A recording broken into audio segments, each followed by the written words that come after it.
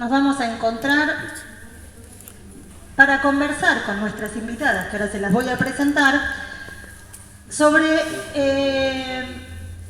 aspectos que nos parecen importantes a considerar en el trabajo territorial del cual cada uno de ustedes se ocupa, que tiene que ver con el conocimiento de la ley de salud mental, la ley de protección de derechos, cómo vamos a pensar eso desde la educación sexual integral, por supuesto, importantísimo los derechos sexuales reproductivos y no reproductivos, ahí puse solo no reproductivos, pero serían ambos.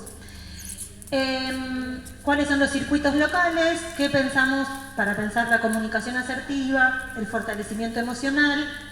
Y también vamos a hablar de consumos problemáticos y el vínculo de uso de sustancias con los riesgos en la sexualidad. Todo esto tiene que ver con ESI, por supuesto, porque no hay nada por fuera de la ESI, porque no hay nada por fuera de la sexualidad, como vimos y ustedes ya saben. Bueno, tenemos dos invitadas que están aquí adelante, Jessie y Mari, dos grosas, voy a decir yo, eso va por mi cuenta. Jessie es licenciada en psicología, terapeuta gestáltica, diplomada en salud pública y especialista en salud mental infanto-juvenil. Levante la mano, Jessie. Gracias.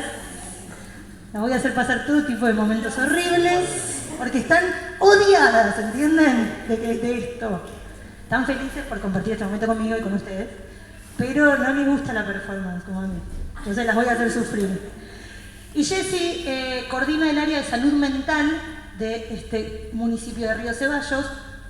Mari, ahí está, es licenciada en psicología, se especializa en consumos problemáticos y en salud pública, trabaja en prevención y asistencia de consumos problemáticos y adicciones acá en la RAC, acá también en Río Ceballos. Entonces, ¿por qué es importante? Vamos a pensar todo esto desde la ESI, a ver qué es lo que sabemos, entendemos sobre salud sexual, reproductiva y no reproductiva, en tanto asignación de derechos, cuáles son los derechos que tenemos desde la salud sexual, reproductiva y no reproductiva, y vamos a pensar también en los consumos problemáticos y en la salud mental. Y además ellos tienen mucho trabajo territorial, entonces es importante, por si ustedes quieren hacerle preguntas, hacerles consultas, o sea, las tienen acá. Porque la semana que viene ya no van a estar, y voy a estar yo con mi pavada de siempre. Y, bueno, sí, están en la casona, pero no van a estar acá. Digo, por si queda algo pendiente, lo voy a transmitir yo, pero nunca será del modo de dos personas que se especializan y trabajan de eso, ¿no? Por supuesto. Entonces, aprovechen. Vamos a ver un videito primero. Ay, yo no pregunté si hay dudas, preguntas, consultas de la semana pasada. Sí, antes del video, perdón. Yo me quedé pensando,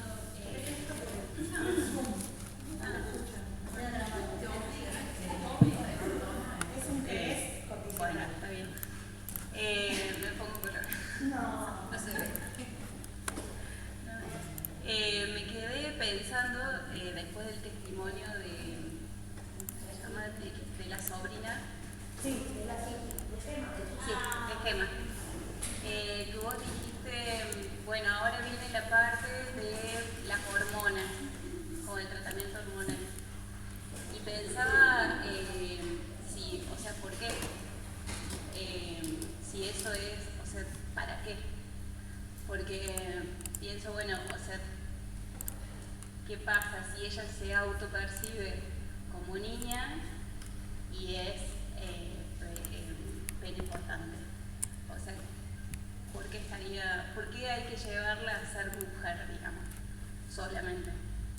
Es como si buscáramos esto desde la mirada binaria, nuevamente. Quizás porque porque Gema lo pide, eso que está.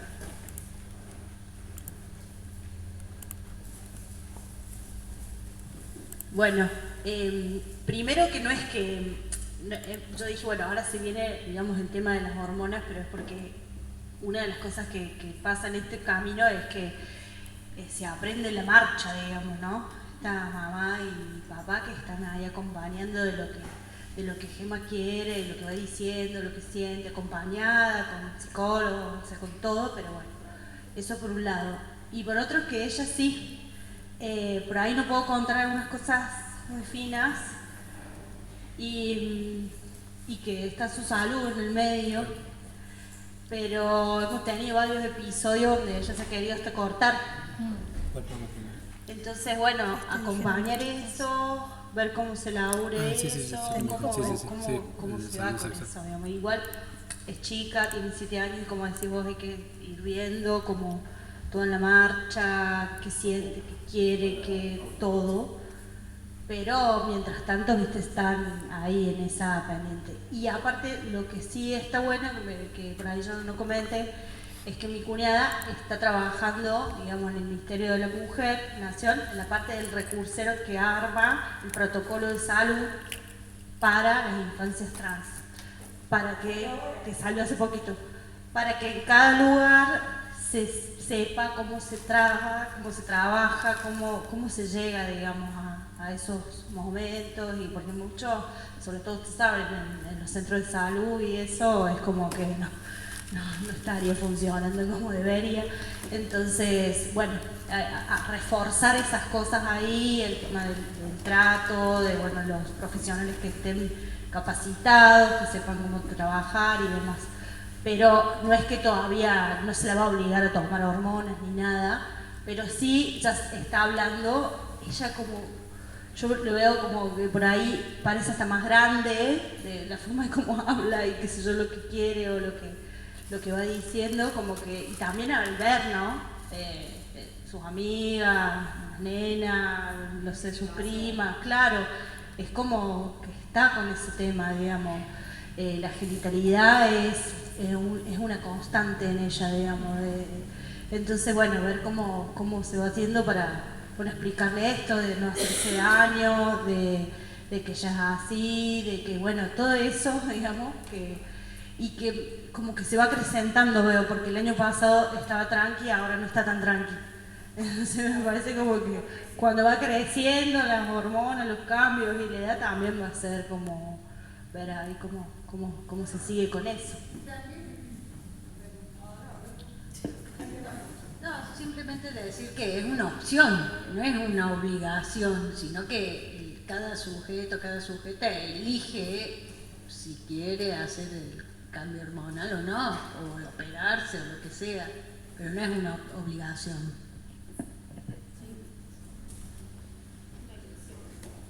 Bueno, no sé a quién debería preguntarle, ¿no? Pero siempre se toca el tema en cuanto a la persona del cambio, ¿no?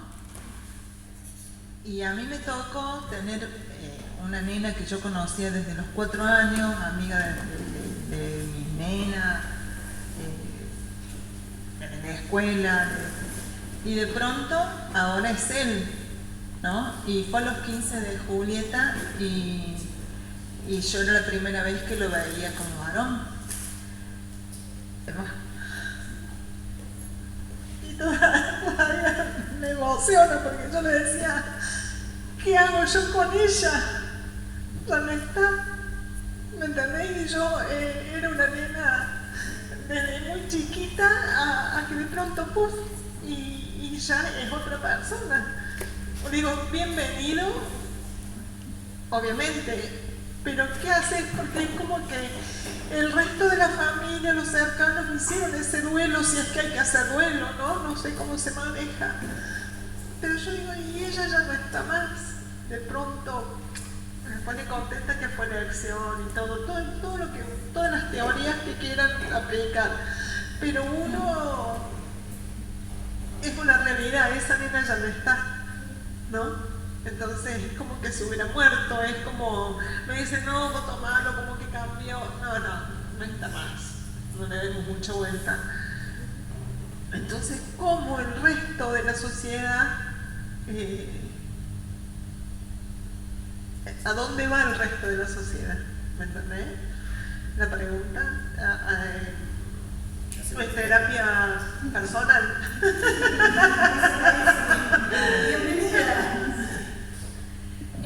Me parece que esto, poder contarlo, poder preguntártelo, eso es la ESI, ¿no? Lo que yo siempre jodo, hincho y digo 200 veces, la primera mirada sobre nosotras mismas, qué nos pasa, qué sentimos. Es esto que estás haciendo ahora acá. Tal vez sin una respuesta, tal vez yo no te puedo dar la respuesta porque no la sé, pero me parece que sí es importante esto, sacarlo, compartirlo, decirlo, en espacios donde sientas confianza, donde no te sientas juzgada, porque esto no tiene que ver con que vos estás, o sea, no tenés ni que aclarar, está bien que es su decisión, o sea, por lo menos a mí o acá creo que no lo tenés que aclarar. Entonces, en espacios donde vos no te sientas juzgada, decir que te pasa esto.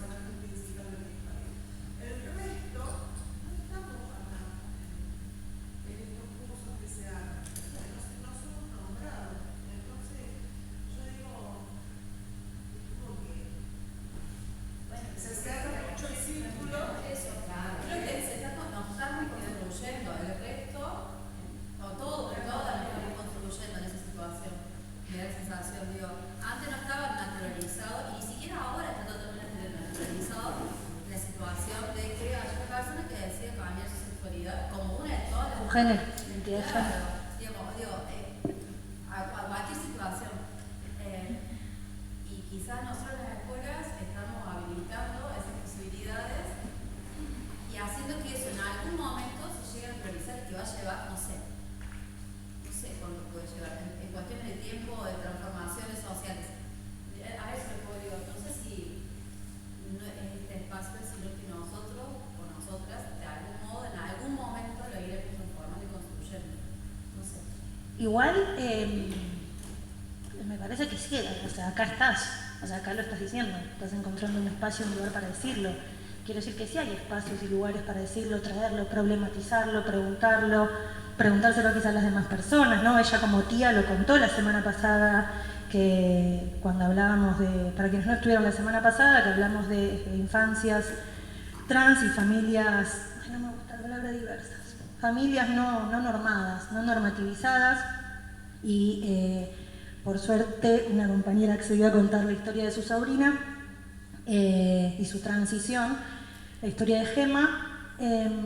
Y vos creo que dijiste esto de ser cercana y de vivir este lugar de duelo, ¿no? Como desde qué lugar nos plantamos, nos posicionamos para acompañar, pero a la vez dar lugar a lo que nos está pasando. O sea, nunca se trata de negar lo que a una le pasa, me parece, ¿no? Eso es trucho. O sea, es como es como banderita de colores. Me pongo como el escudo progre y está todo bien, está todo bien. Sí, está todo bien porque acompañás.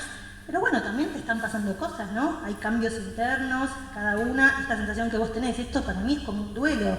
Y bueno, poder nombrarlo así, poder decirlo así si es lo que vos sentís, revisar por qué sentís eso, revisar por qué te pasa, en qué espacios lo podés compartir. Bueno, y si hay espacios con personas que te dicen, no, bueno, ya está, es un cambio, ya está, bueno, buscás otro lugar para compartirlo, para expresarte, no dejar... O sea, que nada silencie eso que te está pasando, porque si te está pasando, ya vale, porque te está pasando. Entonces, que lo puedas traer acá, está buenísimo, es re importante, y que te emociones me habla mucho más de tu sensibilidad a mí que cualquier otra cosa. A cualquier pensamiento que vos o cualquiera pueda tener sobre un asunto, a mí me habla, que vos tengas esa emoción, me habla mucho de cómo te sensibiliza el tema. Entonces, es importante eso, como encontrar espacios que se habiliten para estas conversaciones. Acá estás, o sea, estás presente, lo estás diciendo, lo estás compartiendo y puede despertar preguntas en otros y en otras también, ¿no? Así como si nos pasa con alumnos, con alumnas, con personas que conocemos. Sí, o sea, te comprendo, te entiendo, te acompaño y lo que necesites, bueno, nos tomamos un mate si querés y también lo podemos charlar. ¿Vos querés comentar algo sobre esos? No, decirle que la entiendo, digamos, que la acompaño también. la emoción nos atraviesa, digamos, en esas situaciones, y que habla de eso, ¿no? De una emoción que es porque vos tenés ahí un sentimiento, digamos, con esa persona o lo que te signifique a vos adentro, y que ya eso es un montón, y que vos todo lo que puedas hacer por vos, por esa persona, está bueno, porque lo estás viendo. Y ya con vernos, mirarnos, observarnos un montón, saber que estás o que escuchas, es como, Gema me dice eso, vos me gusta cuando hablas porque vos me escuchás y yo te puedo decir y te puedo contar cualquier cosa, y te puedo contar si Pedro me tira el pelo y me dice que yo soy el Gema. Entonces, estar cerca de esos momentos es muchísimo, y me parece que ahí está el pequeño cambio, digamos, que estamos haciendo de poco todos, porque estamos aprendiendo en la marcha. Lo que vos decías la semana pasada, cuando llegó el documento, ¿no? Que los adultos estaban todos llorando, y la nena dijo, ¿qué llora? ¿Qué llora? Está como que, ¿qué les emociona esto, no? ¿Qué es lo que les emociona? Sí, Gema decía eso, bueno, ya está, ya nos dieron el documento, pero yo me quiero ir a casa con Alondra a jugar con las chicas de mi casa. Ya está, o sea, claro, como bueno, ya está, tengo el documento, vamos, hacemos. Lloraban todos igual, sí, qué sé yo. Gracias por compartirlo. No, cómo partir también de la emoción y del sentimiento, ¿no? Del abrir el sentir, eso también abre una construcción, o al pensar o al reflexionar, ¿no? O sea, esto que vos mostrás en este espacio nos hace pensar que la teoría nunca alcanza, ¿no? Y cuánto importa el sentir. La teoría no está hecha para la persona protagonista y un círculo selecto, digamos, una familia íntima o lo que fuera. Porque los amigos por ahí toman esa transición más diaria, es lo que yo cuando hablé con ella, con él en este momento, yo digo, yo amé a ella, no quiero dar nombres y demás, pero yo la amé a ella. Y ahora de pronto te tengo que volver a amar a vos. La verdad es que no seas bienvenido ni no pasa por ahí. Pasa por qué hacemos el resto, ¿no? Docentes o el vacunero, el extra, digamos, ¿no? Que también nos toca, y que por ahí no es el vínculo hijo que vas paulatinamente haciendo las cosas por etapas, ¿no? Que de pronto se te aparece otra presencia. Entonces, vas a decir, ¡ay! No me supero nada. Bueno, está bueno como desafío, tal vez hasta como una pregunta de trabajo para tu propio trabajo, ya que parte de una vivencia tan singular y que te emociona tanto. Yo creo que los mejores trabajos o textos que podemos escribir es cuando nacen de una motivación. O sea, yo no confío en la escritura que viene como de la idea, suele fallar en general. Sí, de una escritura que nace de una motivación, o sea, eso que te mueve adentro, que no sabes cómo explicarlo, bueno, lo vas encontrando mientras vas poniendo palabras. Y empezás con una pregunta, un trabajo escrito académico, semiacadémico, de presentación académica, empieza con una pregunta. Y no tiene por qué dar respuestas. Podés poner, está esta teoría, se dice esto, se habla de esto, pero sigue la pregunta, ¿no? Entonces, es interesante esta pregunta que estás haciendo. Yo no tengo una respuesta, pero sí está bueno esto que decís, bueno, ¿cómo afrontamos desde el personal docente, por ejemplo, para poner cualquier... Sí. Y ahí eso te va a empezar, te va a hacer como conectar desde un lugar, desde una primera persona, o sea, contando tal vez una vivencia, pero también te va a hacer ir a lugares de preguntarte qué es una persona, ¿no? ¿Qué conforma una persona? Un ser único, o sea, hay un ser, hay algo que compone a esa persona más allá de que tenga pelo largo, pelo corto, que se maquille, no se maquille, se ponga... Bueno, te va a hacer como ir llevando a todo eso, ¿no? Quizás vos podés decir, para mí una persona es tal cosa, y vas buscando definiciones de persona, no sé, estoy armando el trabajo. No digo más nada. No, ¿ves? No puedo parar, mi cabeza no para. Pero digo, te planteas una pregunta así, me parece interesantísimo, como cómo acompañar desde el rol docente y hablándolo desde esta emocionalidad, ¿no? Como de esto que sentís. Me parece que eso te va a ayudar mucho más y ahí vas a poder plantear distinciones de género, qué es lo que se espera de lo femenino, qué es lo que se espera de lo masculino. También vas a poder hablar de tus propias concepciones de eso, ¿no? Yo fui criada de tal modo, fui educada en mi educación superior de tal modo. Como hablar de todo eso y sin miedo a exponer lo que creas que podés exponer. Pero es una muy buena pregunta de trabajo, sobre todo porque abre preguntas. Hay una película francesa que se llama Una nueva amiga, se las spoileo un poquito, pero es muy interesante porque es la historia de dos niñas, amigas desde pequeñas, que después van creciendo y se casan las dos. Como que hay una cosa ahí como medio de espejo entre las dos. Se casan y una de las amigas muere en un accidente cuando acaba, muere después del parto. Tiene una bebé y muere. Bueno, pero mírenla, porque el tema es ese. No, bueno, no, que me quieren callar, me callo, pero el tema era cómo la amiga va a procesar algo que le pasa a la pareja de su amiga. Cuando lo va a visitar al papá del hijo de su amiga y bueno, no es...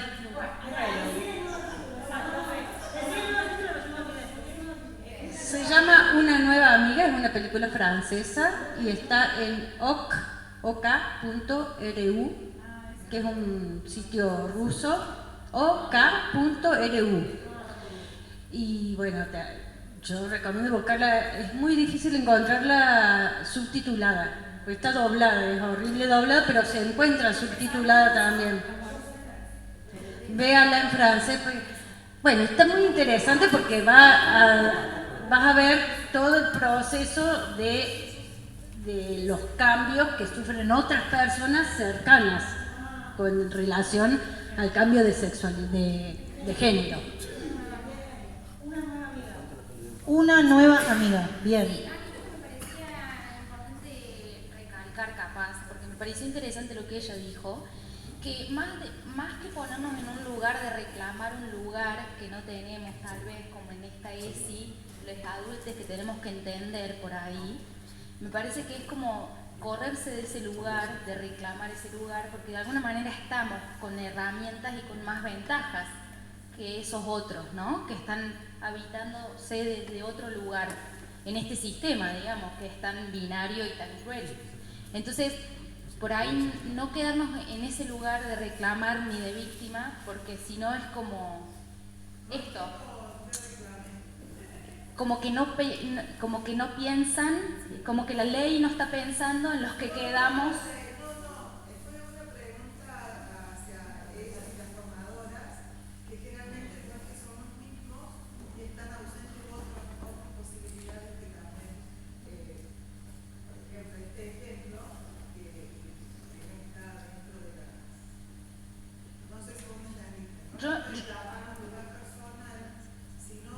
¿Dónde quedamos todos nosotros que tenemos que entender también eso? Eso de alguna manera yo lo comprendí.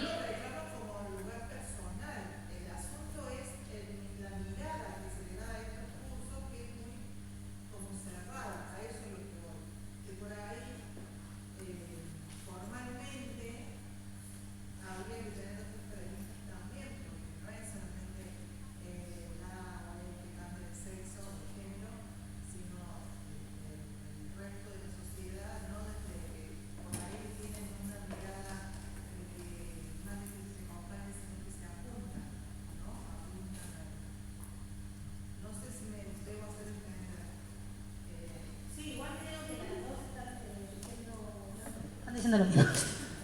Hay que hacer un ejercicio de la escucha. Están diciendo lo mismo.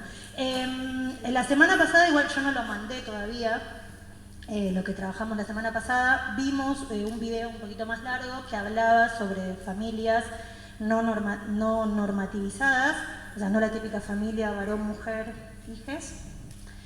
hijos, hijas, blancos, rubios, divinos, de publicidad, y vimos un video muy lindo en el que se habla también, por ejemplo, cuando una pareja de dos madres quieren bautizar a sus hijos, a sus hijes, y llevan, cómo los rechazan en una iglesia, pero en otra iglesia les dicen sí, ¿cómo les vamos a bautizar?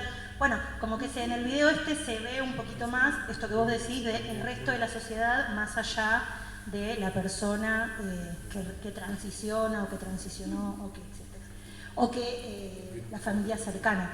Igualmente, la intención, creo yo, desde la ESI es a cuanta mayor información y conocimiento podemos tener, más lugares hay para hacerse este tipo de preguntas. Si la mayoría de las personas todavía no distinguen género de sexualidad, es muy difícil que surjan estas preguntas.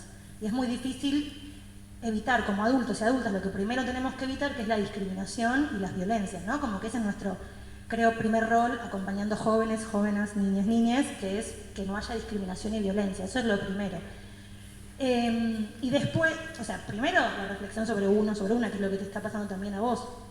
Pero en nuestro lugar, en nuestros roles de adultos y adultas acompañando, tienen que ver con tener cada vez más conocimiento para que ese conocimiento nos permita acompañar y que ese conocimiento nos permita hacernos esas preguntas también, ¿no? ¿Cómo me siento yo ante esto? Porque claro, muy linda la teoría, sí, yo ahí estoy de acuerdo, pero ¿cómo me siento yo cuando mi alumno o mi alumna transiciona? ¿No? O el amigo de amiga de mi hija, de mi hijo, ¿qué me pasa a mí? ¿Qué lugares dispara en mí? ¿No? Eso me parece re interesante, pero yo creo que si no hay información, no hay conocimiento, es imposible llegar a ese lugar. Porque si todavía pensamos que es lo mismo ser gay que ser travesti, es complejo llegar a ese lugar. O sea, bueno, ni hablar, ¿no? Ni hablar cuando empezamos a situar. Mi hija vino a casa, me dice, mamá, tengo un compañero trans que lo aceptan las niñas y la escuela lo acompañan, pero la familia no. Está totalmente negada. Sí. Sí, me quedé pensando en lo que decías de las amigas, que eran muy amigas de chiquitas, pero después, bueno, siempre todas somos muy amigas, que en realidad estaríamos de novias con nuestras amigas. Pónganselo a pensar. Y justo hoy que es el Día de la Visibilidad Lésbica, vamos a decirlo, así que la vida es corta, háganse tortas, salgan de la heterosexualidad, que es lo peor que hay, es lo único que les puedo decir. Sí, chapemos ya, porque hoy vi un montón de memes de lo de sí, somos amigas, y las dos juntas. Sí, es mi amiga, dije, ay, qué hermoso. ¿Por qué? Porque me acordé porque dijiste una película, ¿vieron San Junípero? Me sale primero el nombre que ¿cómo se llama? Black Mirror. O sea, si quieren asustarse, miren Black Mirror. Y vean San Junípero. No sé si lo vieron o no, pero eso, se me pone la piel de pollo, porque yo soy de tu club de las sensibles. Que nos ponemos coraza, pero somos sensibles, flancito, dulce de leche. Miren Black Mirror, no sé en qué temporada está, pero pongan en Netflix, quienes tengan Netflix, si no debe estar re pirateado ya. San Junípero, la historia de dos mujeres, chicas, lo que sea, a través del tiempo. O sea, me acordé por lo que dijiste de estas dos amigas que se conocen, me acordé de San Junípero. Ay, por favor, qué manera de llorar. Es un capítulo de una serie, pero es medio larga San Junípero, dura bastante más que el resto de los capítulos de Black Mirror. Recontra remil premiada San Junípero, ganó Emmy, ganó de todo por las actuaciones, por el guión, porque es un dramón lesbiano, como todo lo que nos gusta. Bueno, ya, o por lo menos a mí. Bueno, ya está. ¿Alguien quiere decir algo más? De verdad, en serio. Así va a quedar todo. ¿Yo qué voy a hablar después de consumo problemático del otro encuentro? Una vergüenza. ¡Qué vergüenza! ¿Ponemos el videito?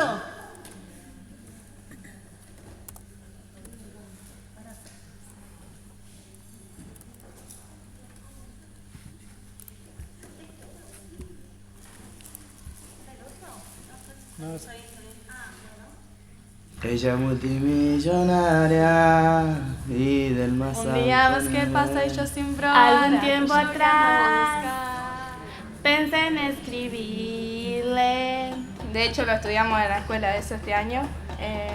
no te los nombro, que, bueno, preservativo, pastillas anticonceptivas, la inyección, el parche, el DIU. El preservativo es el mejor.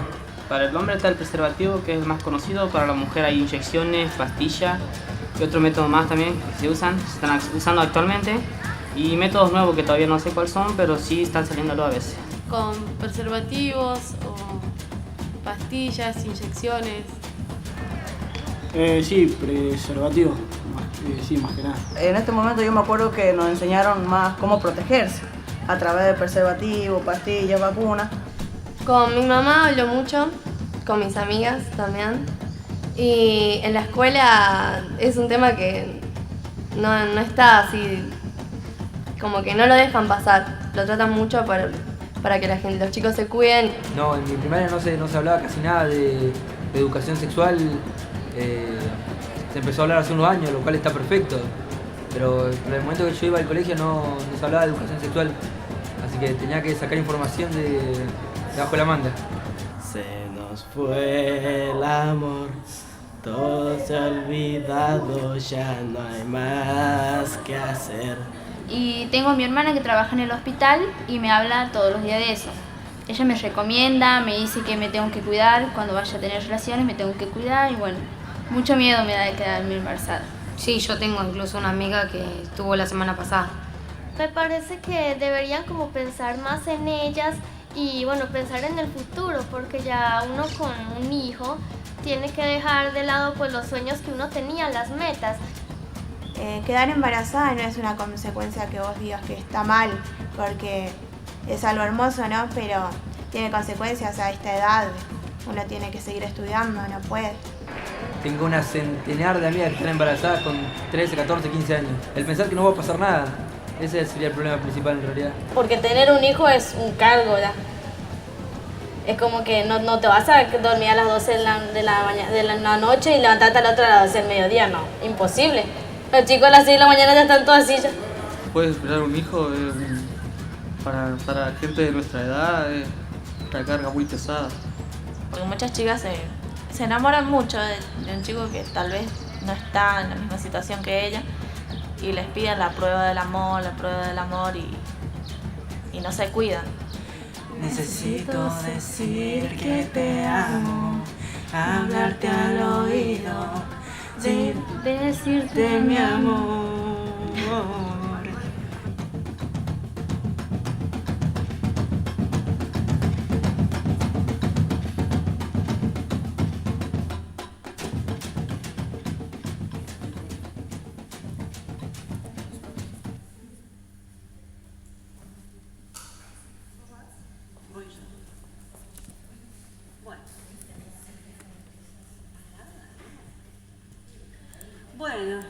Bueno, después de esta introducción,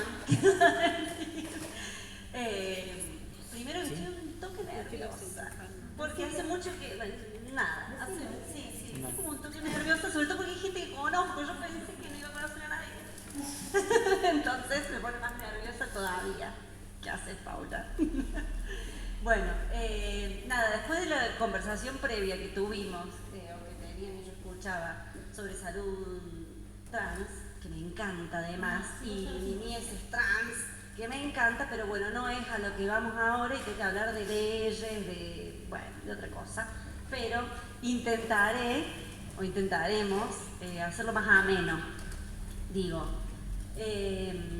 No miremos, esto de estar así medio con tortícolis pero, no. Digo que no me damos tanto el power, digamos, podemos conversar y de última yo me voy como guiando, pero total esto después pasa, ¿no? O sea, se pasa por algún lado. Bueno, digo, derechos sexuales y derechos reproductivos o no reproductivos, como solemos decir. A mí me gusta como que podamos pensar o empezar a complejizar cuando hablamos, porque es como muy libre uno diciendo, ¿no? Los derechos sexuales, los derechos reproductivos. Pero bueno, a ver, ¿para qué son? ¿Para qué sirven? Primero, esto, son derechos humanos, así como el derecho a la vida, el derecho al trabajo, derecho a la vivienda, derecho a la salud, están los derechos sexuales y los derechos reproductivos y no reproductivos. Los derechos sexuales sirven para decidir cuándo, cómo y con quién tener relaciones. Uno tiene derecho a decidir cómo, dónde, cuándo y con quién tener relaciones sexuales. A vivir la sexualidad, digamos, sin presiones ni violencia. Por ahí parece medio, viste, como cuando uno lee la Biblia, parece esta cosa, perdón, digamos, como esta cosa de sí, derecho a decidir cómo, pero realmente es pensar que tenemos derecho a vivir la sexualidad sin presión ni violencia. Esto que recién decía la chica en el video, la prueba de amor, no sé qué, bueno, digo, eso, ¿no? Tenemos que empezar a poder transmitir eso. Respetar la orientación sexual y la identidad de género sin discriminación, por supuesto. Y acceder a información sobre cómo cuidarse para poder disfrutar del cuerpo y la intimidad con otras personas. Lo básico, digamos, ¿no? Esto. Acceder a información a cómo cuidarse es un derecho, ¿no? Sexual. Algo de lo que hablábamos en las otras clases de ESI era justamente de cómo pensar en esto que vos decís, ¿no? ¿Para qué nos sirve conocer estos derechos? No sea tanto como un librito que repetimos. Bueno, ¿cómo empezamos a pensar una sexualidad desde el placer? O sea, que no sea una sexualidad... Que es un derecho, el placer, claro, que está dentro de los derechos sexuales, ¿no?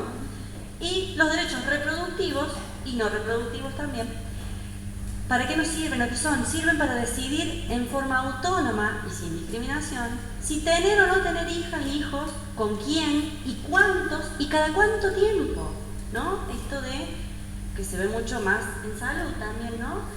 Personas que quieren acceder a una ligadura tubaria, la ligadura de trompas, como le decimos normalmente, y empiezan a preguntar que es ilegal, ¿no? ¿Y qué edad tenés? ¿Y cuántos chicos tuviste? ¿Y qué sé yo? ¿Y cuántos años tenés? Digo, eso es ilegal, digamos, porque viola el derecho reproductivo, que es tener o no tener hijos y cómo cuidarse, y cuántos tener y cada cuánto. Y también a recibir la información sobre los diferentes métodos anticonceptivos y el uso, digamos, y acceso sobre todo, gratuito a los métodos, que es algo que también a veces se pregunta. Ay, en salud, no, yo me ubico de nuevo en que trabajo en salud, digamos, ¿no? Los anticonceptivos son gratis, mirá, así como, claro, es un derecho como el agua, digamos, tenés derecho a recibir el anticonceptivo que vos decidas, con la información, por supuesto, porque si no es, algunas personas piensan que el único anticonceptivo es la pastilla para mujeres, bueno, y para varones hay pocos anticonceptivos. Pocos métodos, sí, también, ¿no? Bueno, toda esta línea también, hablamos hoy con Mari, la verdad que cuando pensábamos en la clase, claro, da para hablar patriarcado, capitalismo, que lo venimos siguiendo, yo me conecto virtual, y bueno, es como atraviesa, y bueno, sí, ¿cómo podemos hablar de estas cosas sin hablar de patriarcado, capitalismo? No se puede. Bueno, pero imagínate que la clase es 5 horas, bueno, nos quedamos a dormir, digamos, claro, claro, bueno, no se puede. Bueno, dentro de eso, digamos, porque vamos a IBE, porque digo, está dentro de los derechos sexuales y reproductivos de no reproducirse, digamos, en algunas ocasiones, digamos, si la quiere. ¿Por qué puse acompañamiento del sistema de salud local? En realidad hay muchas personas que acompañan hay organizaciones feministas, de socorristas, pero bueno, acá a mí me toca hablar de donde estoy, que es el sistema de salud, que por suerte tenemos una ley genialísima, que es de la ley de interrupción voluntaria de embarazo. ¿Qué decir de esto muy rápidamente? Porque yo pienso, claro, yo no estoy en las clases, entonces no tengo esta grupalidad que tienen ustedes, entonces yo no los conozco, no sé si son la mayoría docentes o si son, digamos, de organizaciones, pero bueno, todas deben tener contacto, Popurrí, bueno, digo, todos y todos tenemos vínculos con jóvenes, por ejemplo, ya estamos acá en clase de ESI, vamos a decirlo, entonces la mayoría debe tener vínculos con jóvenes seguramente, y es importante poder comprender y detectar para acompañar, ¿no? Por eso hago como este paréntesis para la IBE, para clarificar algunas cuestiones, capaz que todas tienen muy claro, me dicen dale, y si no, puntualizamos. Pero hasta la semana 14 de gestación, ¿sí? Con la nueva ley, digamos, no es necesario, como era antes, cuando teníamos la ley ILE, interrupción legal, ahora voluntaria, hasta la semana 14. Basta con la voluntad de la persona para que acceda a la práctica, ¿no? Que en este municipio, en Unquillo también, en San Cifuentes también, en algunos lugares de Córdoba, es gratuita desde el inicio, desde la ecografía hasta el misoprostol, que es con el fármaco que trabajamos, la ecografía de control y el método anticonceptivo, que ahí termina la práctica, ¿no? Con el método anticonceptivo. Digo, no es necesario hasta la semana 14 decir una causal, ¿sí? Pasada la semana 14, no importa, déjame esa, porque no importa, yo voy y vengo, no te das problema. Hasta la semana 14 es importante, ¿por qué con jóvenes? Porque las pibas muchas veces no tienen, en mi experiencia, ¿no? Que hace 2 años que trabajo acá acompañando IBES y varios años antes en Unquillo acompañando IBES, ILES en ese momento, los embarazos adolescentes que teníamos, la mayoría, venían, antes era hasta la semana 12, que podíamos acompañar, bueno, no importa. Venían muchas pibas ahí, en semana 11, ¿por qué? Porque hasta que se enteraban, primero que el ciclo adolescente es como, bueno, más o menos, lo último que te va, la mayoría, quizás otras no, pero la mayoría es el ciclo va y viene. Hasta que se daban cuenta que no les venía, hasta que se hacían el test de embarazo y hasta que podían contárselo a alguien, pasaban la semana 12, claramente hasta la 14, ¿no? Entonces, de todas maneras, el embarazo adolescente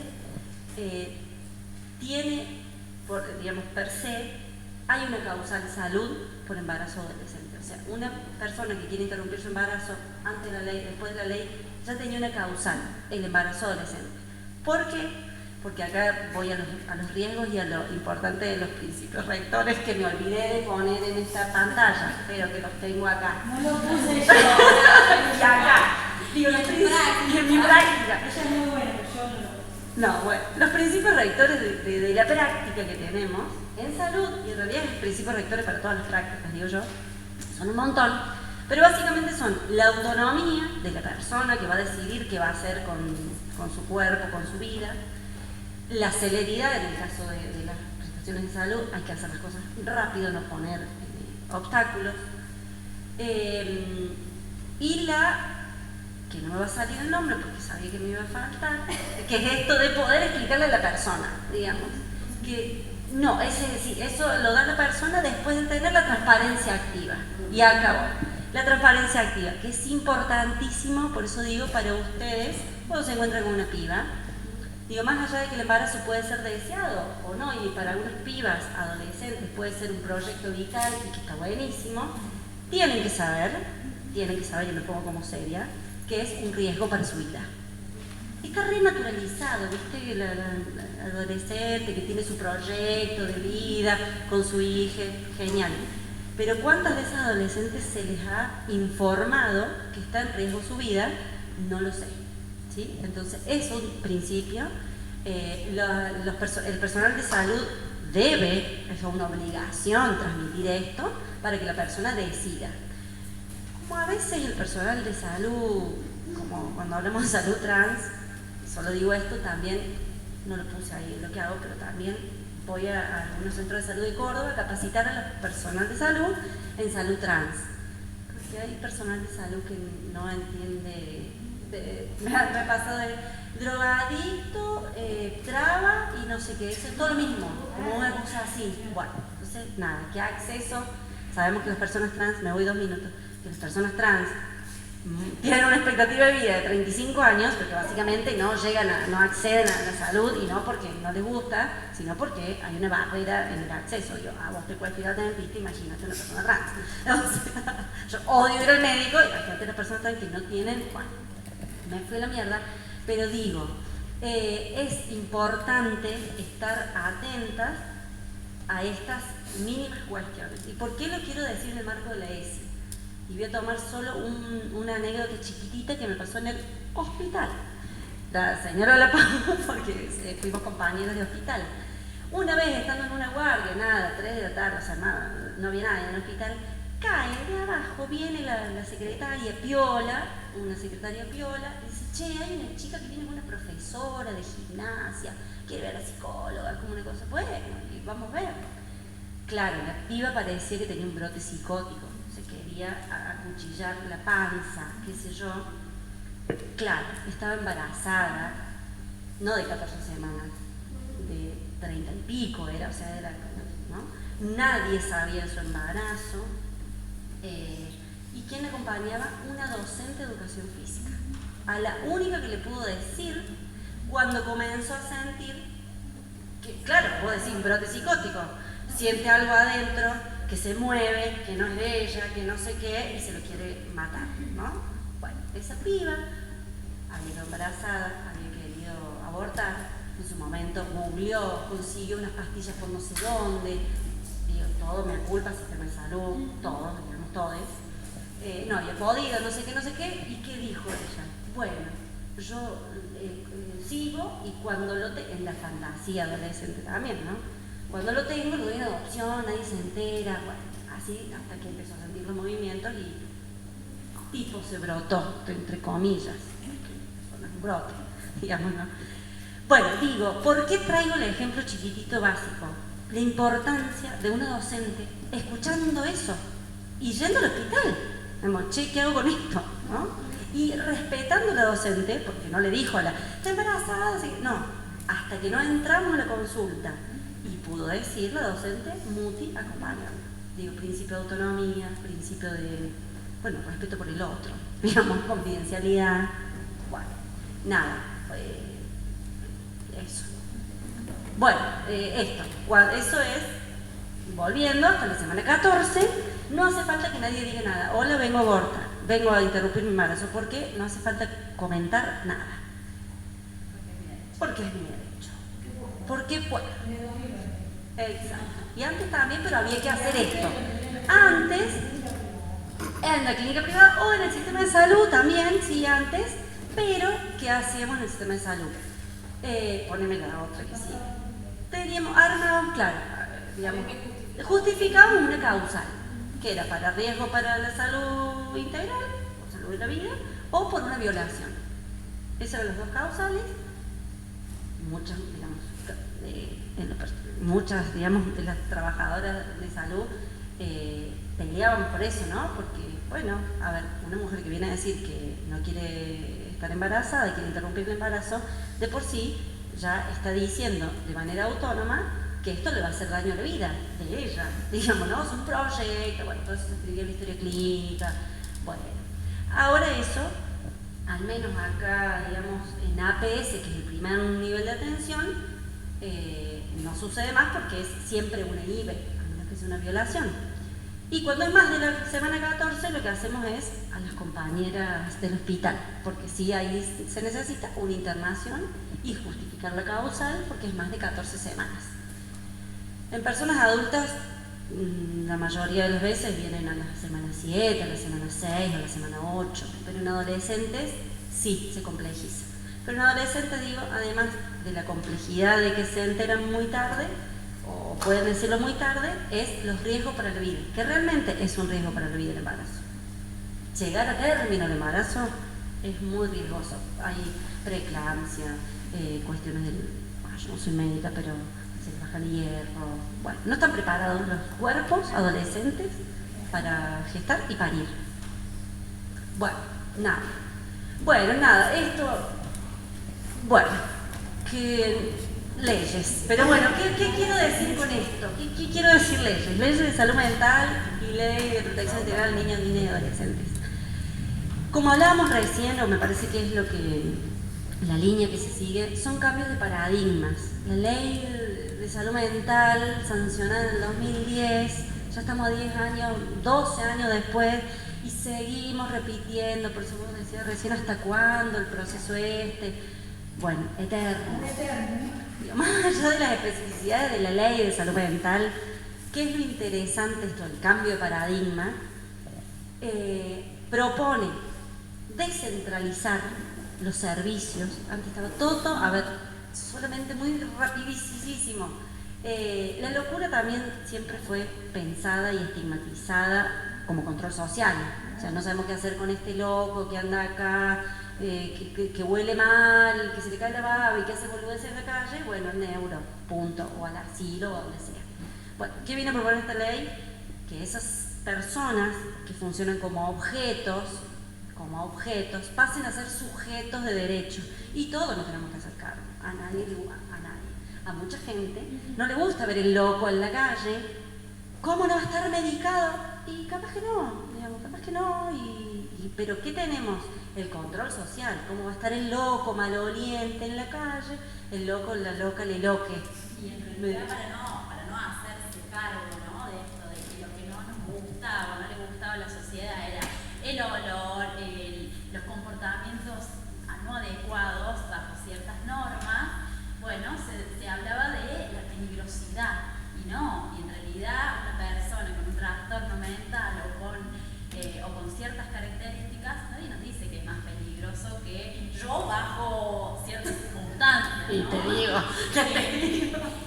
Entonces, bueno, claro, pasar como ese paradigma de peligrosidad a pensarlo como un sujeto de derechos que tiene que estar integrado en la comunidad, y la comunidad tiene que poder alojarlo. ¿Cómo no vamos a poder, no? Entonces, pensar un poquito eso, de nuevo, ¿no?, en la diversidad, en el poder mirar con un poquito más de humanidad. Yo siempre digo, es humanidad básicamente, porque a veces yo leo, releo y vuelvo a releer la ley de salud mental, creo que diariamente, más o menos, por eso la memorizo, y habla de humanidad, solo que no se dice, no podemos decir, esta ley habla de la humanidad, como la ESI. O sea, pero sí, hablan de la humanidad.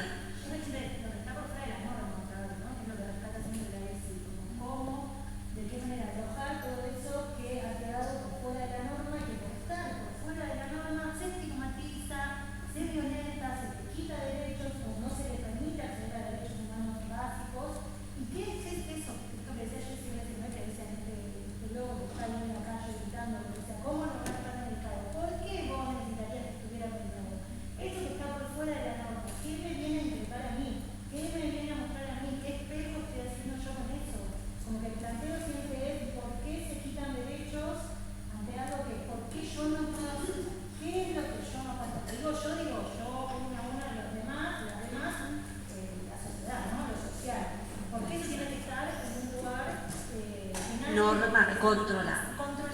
Digo, ¿cómo? Bueno, estas leyes, tomando estas dos, pero en realidad son muchas las leyes que empiezan con 20.000 de nación, son todas estas leyes piolas, digo yo, leyes humanas, ¿no? Ahí tenemos todas. Y acá en Córdoba, bueno, también tenemos la ley de salud mental, la nacional y la provincial, la ley de protección de derechos de niños y adolescentes, nacional y provincial. No de todas las leyes tenemos provincial también, ¿no? Pero bueno, las 20 y pico son las piolas. Que básicamente esto, hablan de desjudicializar las prácticas, que es lo que decíamos, de descentralizar los servicios, no todo el neuro, hay que descentralizarnos, y de la intersectorialidad y la interdisciplina, como la ESI, digo, no podemos trabajar solas y solos, ni las psicólogas, ni los psiquiatras, ni los trabajadores sociales, ni nadie puede trabajar solo. Pero las hegemonías médicas, y yo siempre agrego la hegemonía psicológica, es salud mental, o psiquiatra o psicólogo. No existe más nadie. Yo digo, no, pero hay una enfermera, ¿qué hace salud mental? ¿Cómo? Chao, es como el demonio. Claro, ¿no? Porque salud mental es eso, es poder escuchar, y salud mental la particularidad es que con la que la persona hace vínculo afectivo, si es la persona que está encargada de la limpieza de la posta sanitaria, con esa persona hace vínculos, con esa persona hay que trabajar.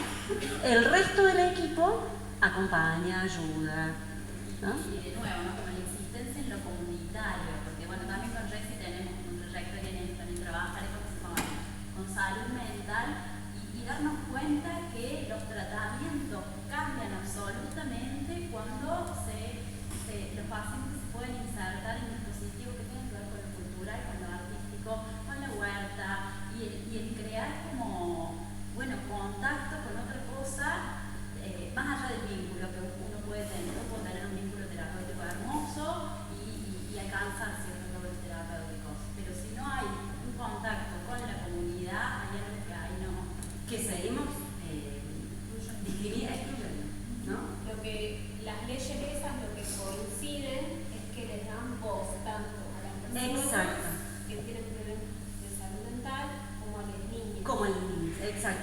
pasa de ser objeto de control del Estado, el loco, el niño, bueno, lo que es de tutelaje, de control, digamos, objetos, a ser sujetos de derechos, de deseo, de sujetos. Exacto, que viene más de, esta gente sabe todo, pásamelo. Vienen en otros... Sí, vamos a ir pasando esto, así vamos al consumo. Bueno, esto, del loco de objeto a controlar al loco como sujeto de derecho a la salud. Bueno, esto es lo que dijimos recién, con el paradigma que pasa del sufrimiento al padecimiento mental, superando esta patología mental. Porque si no es como que las personas son patología, que son esquizofrénicos, no sé qué. Bueno, claro, por eso. Es como, claro, es tan difícil armar, claro, vigilar y castigar. La historia de la locura. Claro, digo, Foucault, claro. Digo, bueno, esto, que tienen en común estas leyes, por eso yo decía, bueno, salud mental y niñez, esto, los niños, pásame esta, que ya está toda, ahí está lo de judicializar, infancia y adolescencia.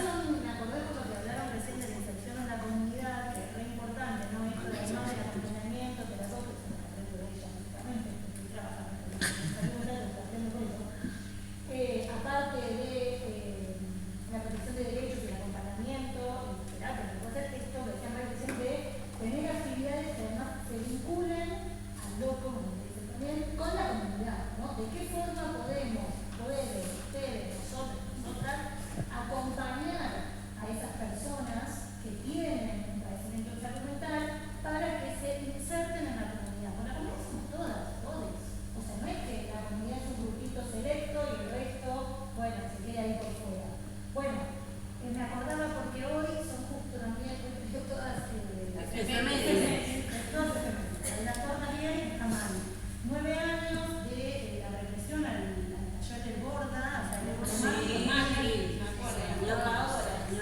9 años de la represión de uno también de los procesos de manicomialización más importantes que se han empezado, ¿no? También hace 9 años. Bueno, sí, y así seguimos. Loco en el balazos, entraron a los balazos al loco. Sí. Tenía compañías que estaban ahí en el Borda y trabajaban y nos vimos con cultura, pero lo mismo hacer en un momento. Sí. A los balazos, donde estaban la gente haciendo talleres, todo para vender ese terreno con destino inmobiliario. O sea, bueno, pasan todos, bueno, acá también, en Córdoba capital tenemos la Manzana del Neuro, que es un lugar que todo el mundo quiere comprar. Pero bueno, es lo mismo. No, sí, pero seguir, digamos, es esto de hacer este paralelismo, sí, este paralelismo que lo estamos diciendo y por supuesto que ya se sabe, me parece, porque ya lo venimos conversando. La corresponsabilidad que tenemos todos, esto, que los niños siempre fueron, pero los empezamos a ver como sujetos de derecho, que el niño o la niña de 13, de 12 puede venir a decir, yo estoy embarazada y quiero abortar. ¡Ah! No, hay que llamar a un juez para que dé no sé qué cosa. No. Ya no. ¿No? El principio de la autonomía, exactamente, la autonomía progresiva. La Convención de Derechos del Niño. Bueno. No, digo, el pasaje, exacto, el pasaje de ser objetos a ser sujetos es como lo importante acá, porque ya no tenemos, digo, para contextualizar en la escuela, no hay objetos sentados que uno, bueno, esto ya lo son sujetos y preguntan y repreguntan y ahora resulta ser que se quieren operar y que se quieren poner hormonas y que se quieren ser varones y no nenas y si quieren ser niños varones. Bueno, sí, claro, bienvenidos a que son humanos. Bueno, nada, esto es para explicar los circuitos que tenemos acá, pero es más local esto. Acá tenemos descentralizado salud mental. Antes estaba en el centro de salud, todo ahí. Ahora en cada posta sanitaria, yo les quiero decir cada centro de salud, porque para mí ya son centros de salud, hay equipo psicosocial. ¿Sí? No es solamente psicóloga, sino que hay psicólogo, trabajador social y matricialmente, digamos que se dice en salud como que hace apoyo, psiquiatra y psicólogo infanto y el equipo de adicción. Pero bueno, eso es como... Lo llevan en el PDF porque muchas veces me preguntan Después, la charla, ¿y dónde encuentro los académicos? ¿Qué hago? Como la mujer de... Bueno.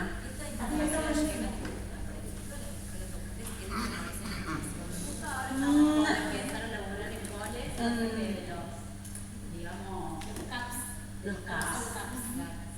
Antes eran postas sanitarias, ahora le decimos CAPS porque son centros de atención primaria. Esta mañana fueron a hacer un recorrido, los chicos del sexto año están conociendo espacios públicos, institucionales. Del 144. Entonces ahí se presentó el espacio de salud y al ratito volvió la piba cuando salió de cole a decir: yo estoy buscando una psicóloga, viste sola, sin su papá, no me miedo. Le tendrán todas las manos, yo estaba viendo, pero me volví para escucharla, porque me parece fantástico, ¿no? Que haya tomado la decisión ahí, gracias a la información que le pudimos dar. Bueno. Ahí traje unos folletitos, en todo caso, folletitos, donde dice la información básica de qué días y horas en cada posta sanitaria hay equipo psicosocial. Hay 2 veces a la semana, ojalá pudiéramos tener de lunes a viernes en cada posta, en cada centro de salud, gente. Pero bueno, esto es local, Río Ceballos, como esto es regional y seguramente hay gente de otros lados, en todos los centros de salud tiene que haber equipo psicosocial. No sé si en todos está descentralizado, si en todos hay no sé cuánta gente, pero bueno, está, digamos, tiene que estar. Bueno, listo. Chao. No, pero no terminamos, seguimos con consumo, ¿no es cierto? Claro, 8:30, yo venía mirando la hora, son 8:30. No breve descanso no. Digo, como está como salud mental, consumo, de hecho la ley de salud mental es ley de salud mental y adicciones, que del término adicciones ya también podemos conversar y qué sé yo, nosotros hablamos de consumo problemático. Claro. La sigla 4, la ley de salud mental habla de consumo. Entonces ahora situación de compañera. Bueno, igual vamos a tratar de hacerlo rapidito porque ya deben estar cansados, ¿no? Bueno, yo soy Marina, como me presentó hermosamente la Leti, demasiado. La idea, ¿no? Pensando en esto de... Yo trabajo acá en lo que es la RAC, en la Red de Asistencia de las Adicciones de Córdoba, en lo que es prevención y asistencia.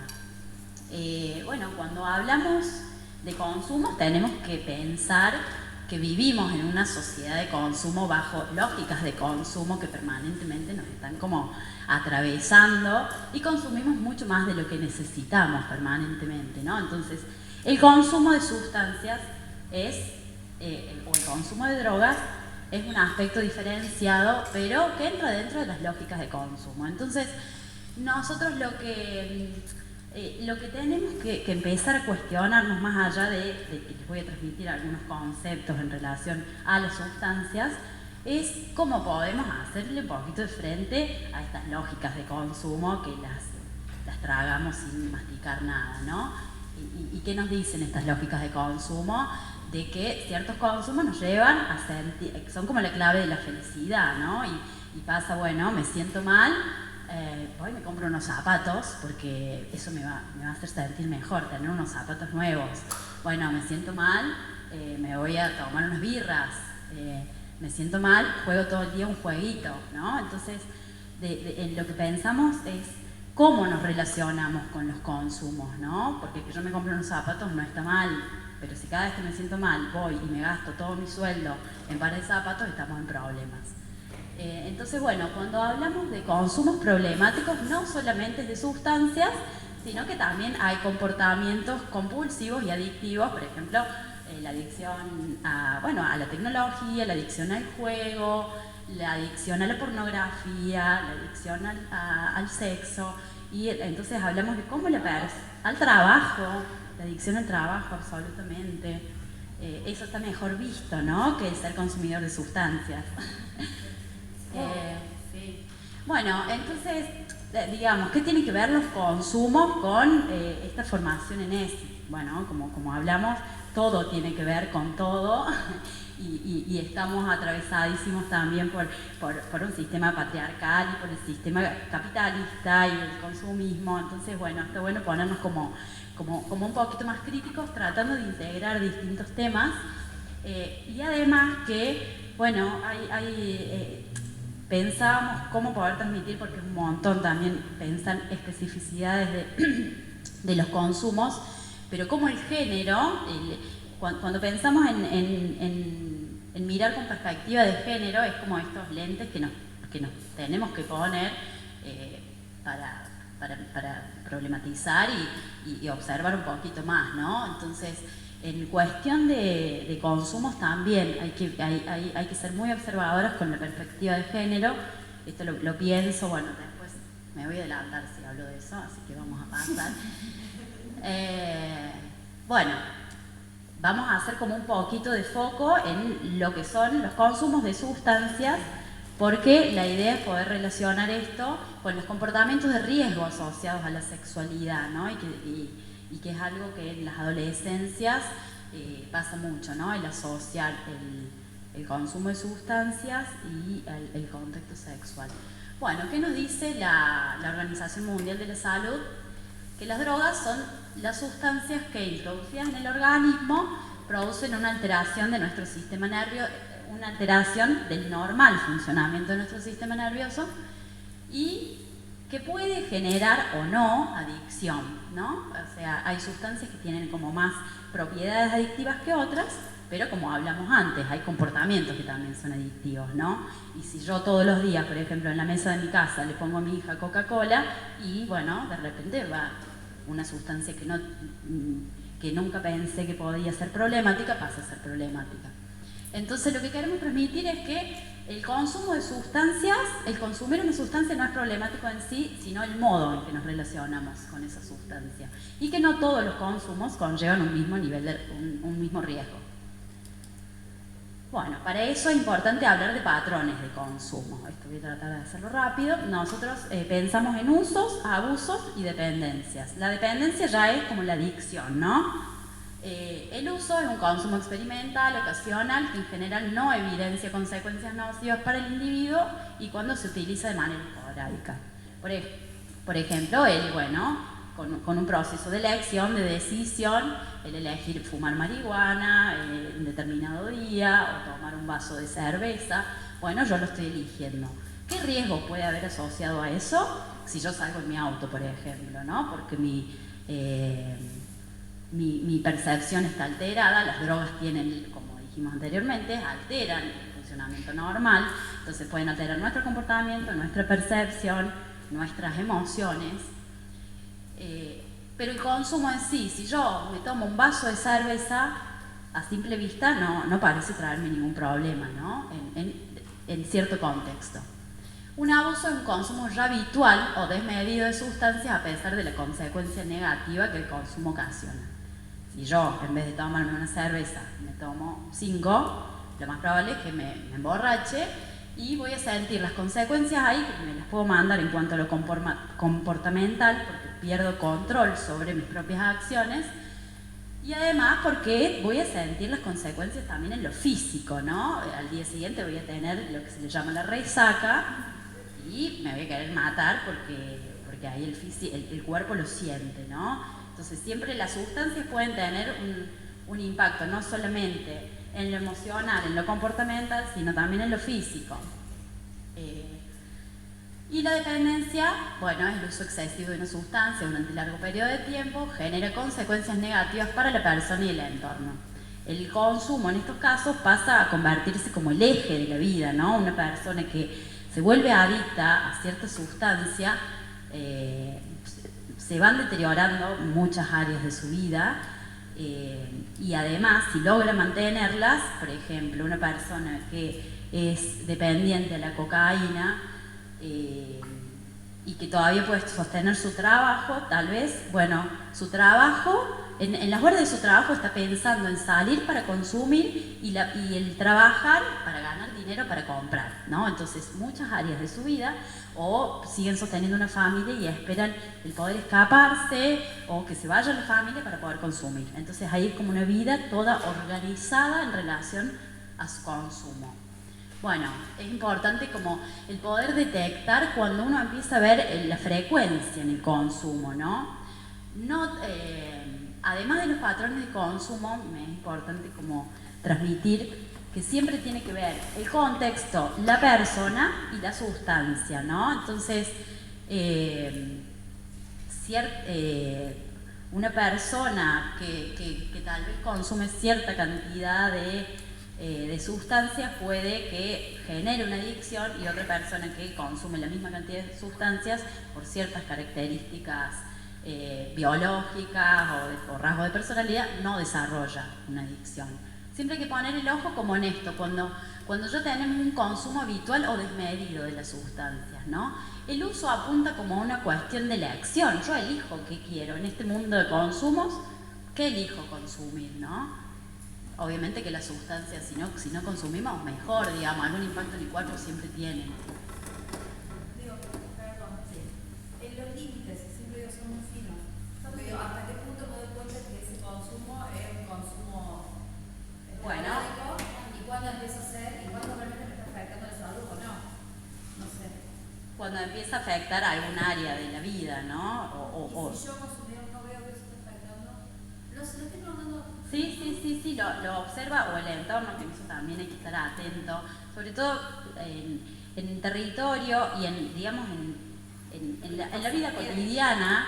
El consumo de marihuana, por ejemplo, los consumidores de marihuana son como muy negadores, y si ya vos ves, a ver, si a mí me ven fumando tabaco todos los días, yo soy una adicta al cigarrillo, lo tengo que asumir como tal. Si no fumo un pucho, me empiezo a poner ansiosa.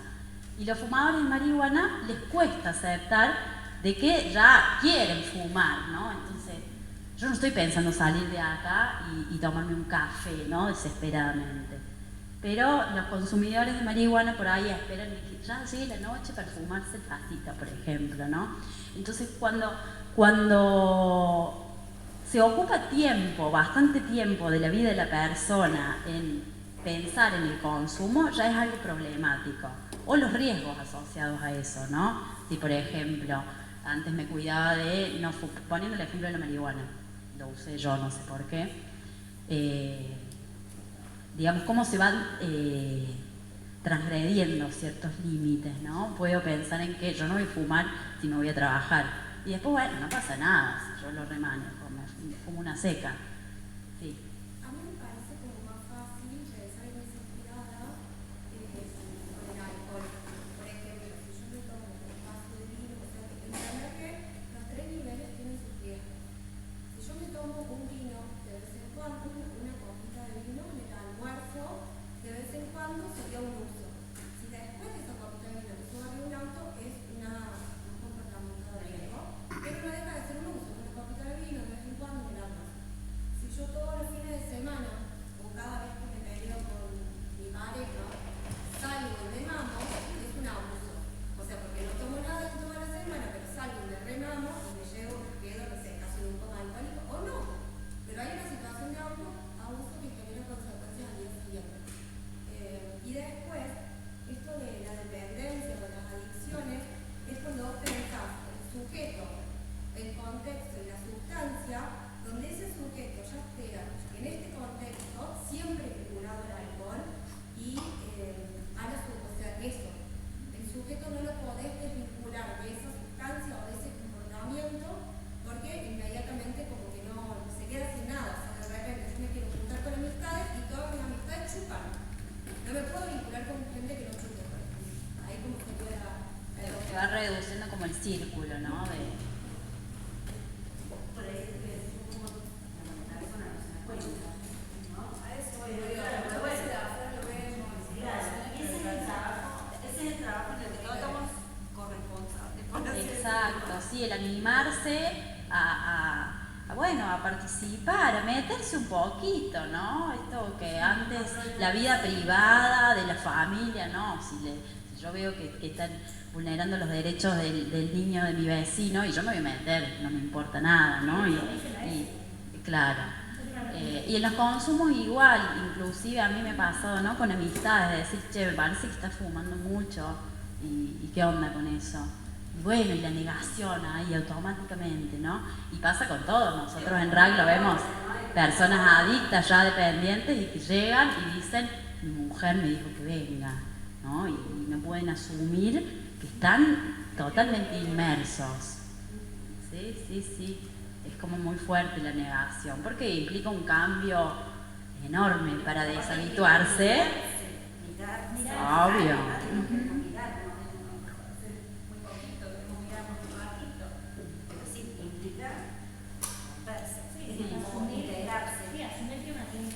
Y otra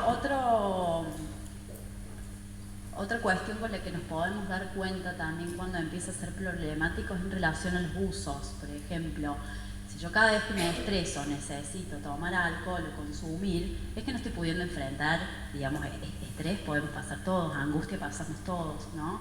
Entonces ese enfrentamiento con la vida que se tapa con la sustancia es lo que nos indica que es problemático.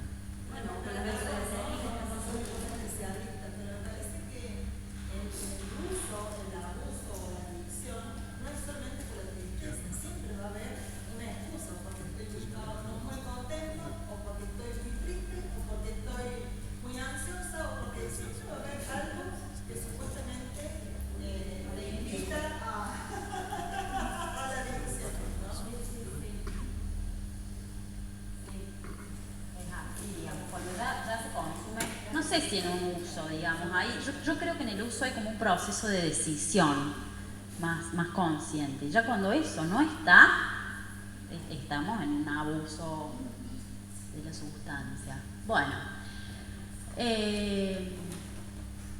si pensamos también, ¿no?, con estos lentes de mirar con perspectiva de género las distintas problemáticas que nos atraviesan en relación a los consumos, también, ¿no?, podemos observar un montón de cosas.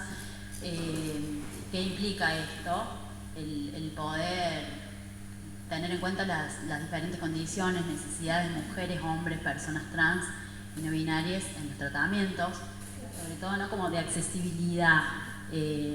Nos pasa también en el territorio, por ejemplo, Cedronar es la Secretaría de Adicciones de la Nación.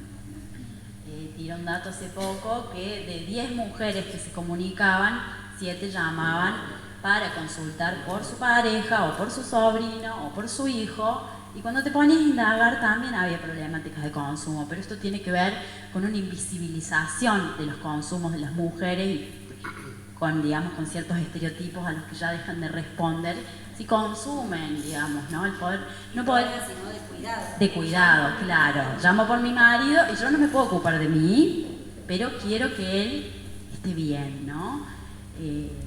Entonces, bueno, es importante que nosotros podamos receptar esas demandas con perspectiva de género por un montón de cuestiones, también para hacer ciertas excepciones, ¿no? Si la mujer tengo un turno a la tarde y ella no puede porque los pibes están en la escuela de la mañana, yo voy a hacer todo lo posible con mi perspectiva de género en ubicarla a la mañana, porque sé que esa mujer tiene muchas más dificultades y obstáculos de llegar hasta el espacio de salud que un varón, ¿no?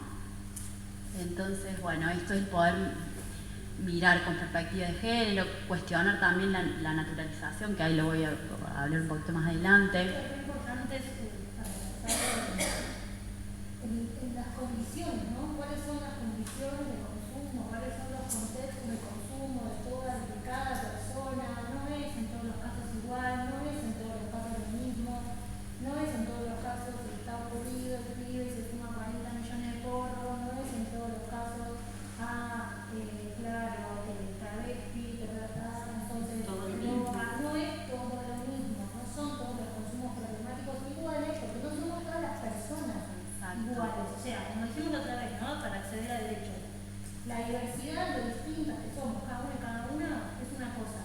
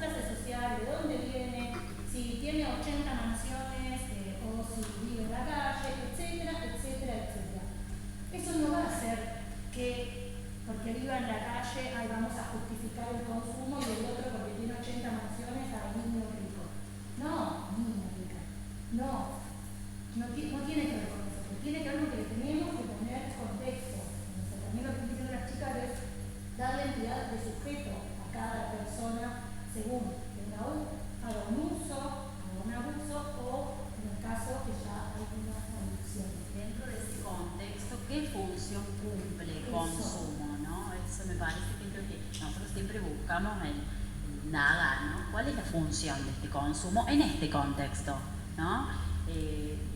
Yo trabajé un tiempo en Complejo Esperanza, que es de menores en conflicto con la ley penal, y bueno, y había pibes que la verdad que ahí me lo decían muy claramente. Yo acá no tengo nada que hacer, lo mejor que me puede pasar es fumarme un porro, y yo después continuaba el tratamiento afuera con ellos, y afuera no le daban ganas de fumar, entonces estaba relacionado con ese contexto.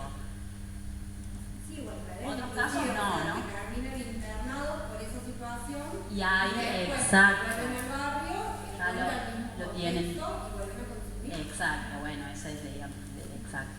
Sí.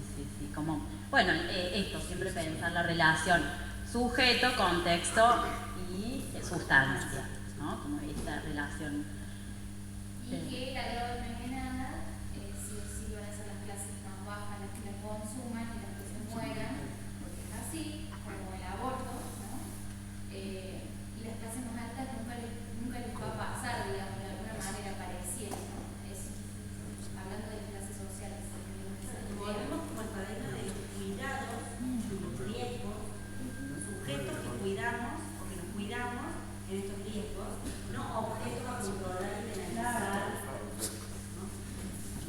Incluso ahora estos días una situación muy complicada en Cava, donde alguien de salud dijo, bueno, yo como Correcto, que ese es desde el paradigma de reducción de daños, y hay otro paradigma que es de lo prohibicionista, ¿no? El paradigma prohibicionista hace solamente la asociación sujeto-sustancia, digamos, él es un adicto y la sustancia es un veneno, ¿no? Y bueno, y él es tan adicto ni la sustancia es tan mala, ¿no? Ese vínculo y el contexto ahí se dibuja. Entonces, el paradigma de riesgo y daño va a informar los riesgos.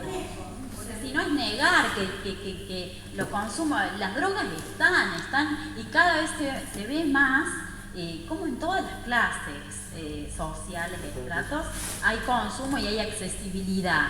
Antes, digamos, también la gente tenía que ir a las villas a comprar la droga, y ahora, bueno, no, digamos, es de acceso fácil. Entonces, frente a esta oferta que hay, frente a esta accesibilidad, bueno, ¿qué hacemos para acompañar a la gente, para informar? La información como derecho, la información como poder, de nuevo, ¿no? Si hacerlo van a hacer. ¿Cuántas personas que hacen uso de los ansiolíticos, que tampoco sin un seguimiento, porque no digo que no se haga uso de eso, se está necesitando, pero con un seguimiento que ayude que en algún momento pueda cortar ese tratamiento? Y además, ¿cuántos pibes sacan de clonazepam de papá, mamá, tío, tía? Bueno, que regula acá, también habla de sustancias, no sustancias, de legales y ilegales.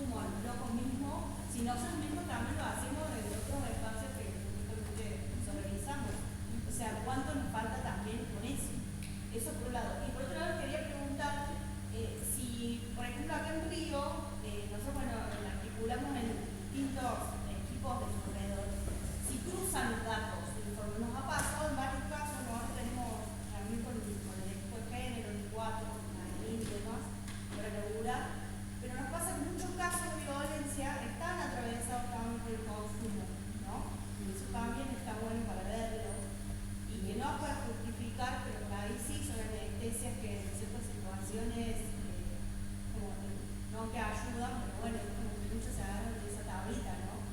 Y que por ahí lo que nos damos cuenta es que nosotros sí articulamos con los equipos, pero como que no se llega a enterar de esa información, digamos, de articular con distintos espacios que estaría bueno, por los casos de abuso, por los casos de consumo también, o sea, preguntarles si realmente se informan o se articulan en esos equipos y que, bueno, pongamos en contacto para que estos espacios también nos ayuden a aceitar eso y que podamos sumar eso por otro lado y que también al acompañarnos nosotras a veces vinculamos con las mujeres o con las disidencias en cuanto a que cuentan cosas o que podamos llegar a estar cerca de ese acompañamiento y que después cuando llegan los profesionales no se logran como abrir o como afialar, entiendo se labura mucho tiempo, estar con ciertos problemáticos en casa, entonces bueno, por ahí no sabemos si ayudamos o entorpecemos, pero es lo que nos sale en la militancia y lo que nos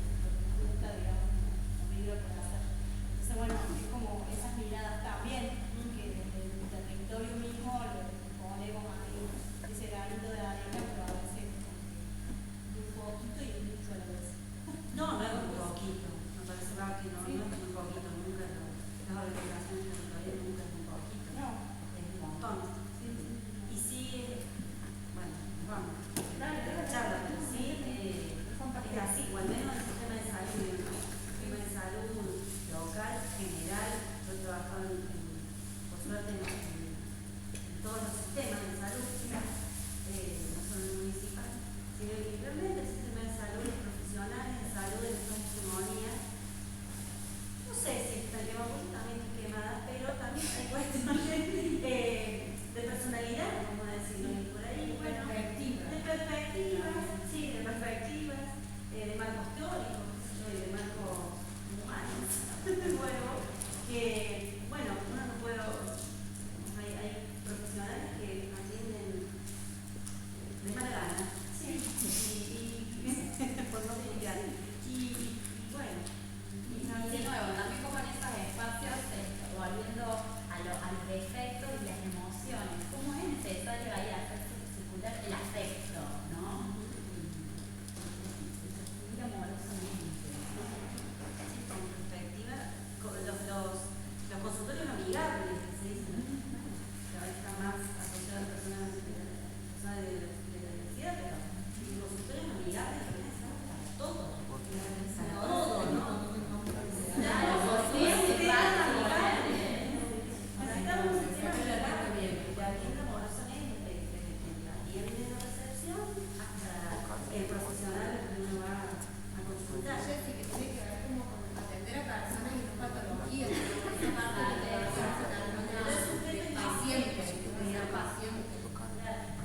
Pero bueno, eso como digamos, en salud, digamos, sujetos con un padecimiento, porque si se están acercando es porque no, sin diagnosticar, pero porque hay una angustia, porque hay un malestar, o porque hay un malestar físico o emocional.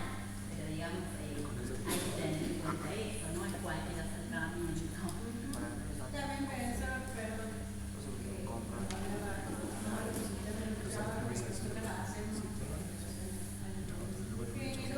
esta cuestión muy cultural que hay también algunas prácticas de consumo que están totalmente habilitadas, por ejemplo, el alcohol para los varones. Y que no es un varón que chupa solo en la casa, no es necesariamente solo eso, sino que hay toda una cuestión de culpabilidad, de bueno, no, sí, cuando a mí me pasa, cuando voy a decir, no, está poniendo ustedes que manejar, no, sos una tarada, o sea, toda esa cosa fuerte de que eso está bueno y está permitido y está todo ¿por qué no tenemos en cuenta los riesgos y los cuidados? Los riesgos y los cuidados. Sí, pero que tiene que ver, digamos, con una cuestión de masculinidad, ¿no? Porque la mujer consumidora de alcohol es mal vista y qué vergüenza. Viejo borracha. Sigue siendo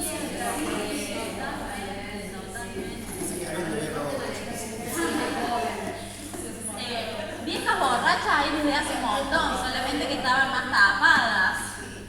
Y ahora están digamos, el consumo es de todos los géneros.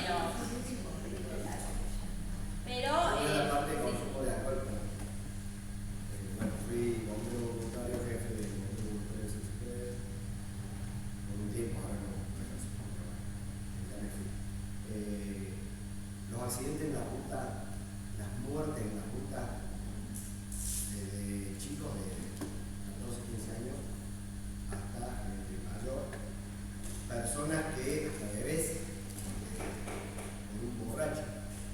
Entonces cuando está la ley en Córdoba, está la ley de cero, yo se la digo como bombero que iba a tener todas las edades. Para mí, desde mi punto de vista, ¿no? Redujo un montón accidentes de ruta por el alcohol.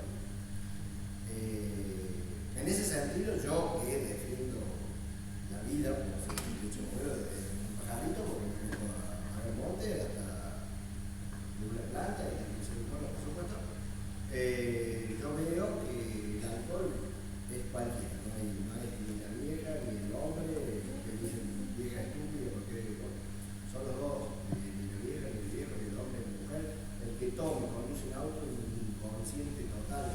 Porque me ha tocado que. Digamos, ¿no? Sí, exactamente. Y me ha tocado de gente, por ejemplo, una persona alcohólica, no tuvo un auto, chocó y chocó a otro que no tenía nada que ver, que venía nomás bien viendo los pajaritos y disfrutando del paisaje. Sí, estamos. Entonces todas esas cosas, no es porque sea varón o sea mujer, es digamos el mal uso de algo que puede ser tener derecho a tomar un vino, tomar una cerveza, disfrutarla. Con eso tiene que ver la prevención de reducción de daños, ¿no? Si vos tenés ganas de tomar, quédate en una casa o tomate un taxi para volver a tu casa, ¿no? Como tener recaudos mínimos si vas a ser un consumidor y asumirse como consumidor en primer lugar, ¿no? Si yo sé que voy a salir y voy a consumir alcohol y me tengo que volver a mi casa en taxi, así de simple, porque si no, yo uso mi vehículo como un arma. Claro. Que tal cual que digamos ya el alcohol y el vehículo no se puede utilizar, pero hay una cuestión de masculinidad también, pensando, ¿no? En géneros. Exacto, no, estamos hablando del alcohol que conocemos más como los impactos y efectos, todas las sustancias, más vale, bueno, que inclusive las sustancias legales, como puede ser un clonazepam, que te lo receta, y una botella de vino que yo voy y me la compro en el súper. También de tu responsabilidad, porque vos ves el papelito que trae adentro y te dice, tomando este medicamento, no conduzca, no maneje máquina, no vaya a trabajar con cosas que pueden producir accidentes. O sea, está también en la responsabilidad de uno. Bueno, que eso es lo que tenemos que ir a la responsabilidad, digamos. ¿Por qué dice eso, el costo, el medicamento? ¿Y por qué no el alcohol que dice prohibido tu consumo menor de 18 años? Vos ves la cantidad de alcohol y son todos menores de 15 años bailando. ¿Por qué una droga se le hace toda esa cosa, esa legalidad, y la otra no? Bueno, yo ahí empiezo a dudar sobre esa responsabilidad. Hay como un universo que está en negocio. Hay un negocio que está confabulando hacia, está provocando consumos y provocando. Entonces, es una responsabilidad individual, por supuesto, sí. Pero, ¿qué más hay? Hay publicidad alrededor, hay un negociado alrededor. ¿Qué es lo que hay atrás de que un laboratorio acepte el clonazepam y no el vino? Que se le ponga una etiqueta clonazepam y indicaciones y todo, y lo receta un médico. Estamos hablando de una droga que produce adicción, ¿no? Que es la adicción que sabemos. Y al vino. Sí, tanto el alcohol y tanto las benzodiazepinas sedantes. Es una diferencia que me la tengo que empezar a preguntar. ¿Por qué? ¿Por qué una está socialmente aceptada, un consumo socialmente aceptado y otro no? Digo, vean cualquier asado, cualquier lo que sea, juntada que hagan amigos, amigas, tíos, tías, abuelas, lo que sea, y hagamos la prueba de tener tíos. Ver los consumos de dos y las demás. Y si después se suben a un auto, y si uno se la dice, ¿cómo se pone la otra persona? Esto, ¿no? Sos una ortiga, que gigante, no sé qué. Quizás no es a chicos y a chicas, esa persona de 50, 60, 70 años, ay, el abuelo sabe, ¿cómo no le vas a decir al abuelo que no sé qué? Bueno, a mí me ha pasado, y que no están mis hijos decirles a ellos, hablo de ellos porque somos varones todavía empezando. Cuando vos ves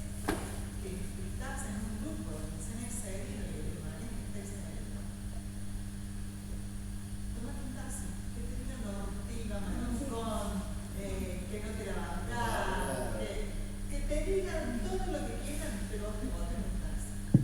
Y me pasó en una juntada de gente adulta, donde la que iba para mi casa estaba muy leona. Y no me tomé el taxi. Me subí. ¿Me entendés? Entonces yo digo, ¿en qué estaba pensando? Por saltarme, ahorrarme, qué sé yo, 300 pesos el taxi, porque ya estaba de pasada para casa, me subo a Taylor, para no pasar por la ortiga. Pero ya soy muy óptima con el barrio, sumale al alcohol, sumale, así. Entonces sería muy óptima en mi vida. Es una cosa. Hay que asumirlo. Me subo al auto, ¿viste yo? Hay que asumirlo que otros quieran ver. También hay responsabilidades con el acompañante, ¿no? De saber decir no. Claro, tendrás esa persona ya ves, va a manejar, qué sé yo, y bueno. Si no vas a evitar que una encima no puede ir que otro maneje, bueno, por lo menos no me Sí, pero siempre el animarse, ¿no? Como a intentar intervenir, como esto, el quedarse en el lugar de ortiva, pero tratar de hacer algo para evitarlo, ¿no? Meterse, meterse. También tiene mucho que ver con control, porque ponen en Rosario, cuando yo era chica, hace más de 20 años atrás, ahí dejaron de venderle alcohol a los menores. Pero hay una cosa, te castiga el Estado si vos le vendés a los menores. Que los menores no toman alcohol en Rosario. Pero no, está la ley. Pero digo que es porque está la ley. Acá, o sea, mi hijo tiene 15 años, a veces salen de la escuela y se van a comer una cerveza. Sí, pero yo escuchaba que no es la o sea. Yo soy la que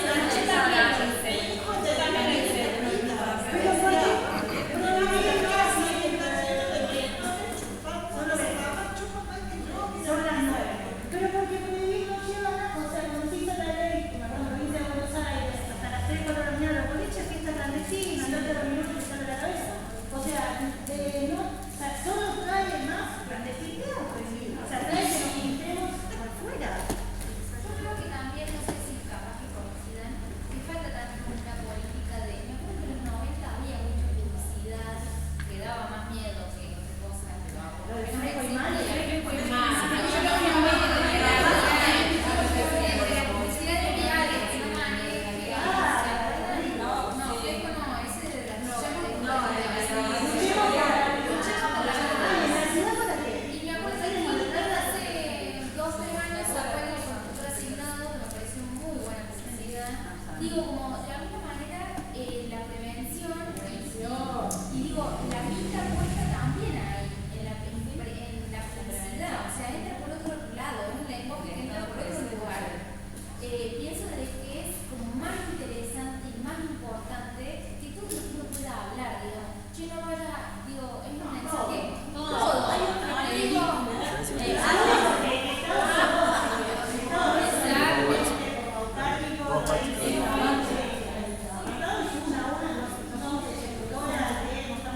yendo camino a Altagracia hay un auto todo apoyado y está el símbolo de Facebook y de Instagram, onda, bueno, no sé el celular porque va a pasar el celular. Digo, hay una cosa ahí que entiendo que eso sí tiene que ser el Estado y que no soy yo, sí, mi individualidad, pero que de alguna manera es un mensaje que va a llegar mucho más. Sí, creo que todo, digamos, el poder hablar desde del grupo de pares, de la familia, de la escuela, tanto en la sexualidad, en lo que es y que tanto se luchó para que se imparta, como en cuestiones de drogas, eran como temas tabú, ¿no? Si se informa sobre, tengo que prohibir o no hablar, porque si no estoy promoviendo que consuma. Y no, tenemos que brindarle información, ¿sabes? Vos querés consumir cocaína, sabes qué consecuencias tenés, cuáles pueden ser tus ventajas y tus desventajas, elegilo, ¿no? También animarse a...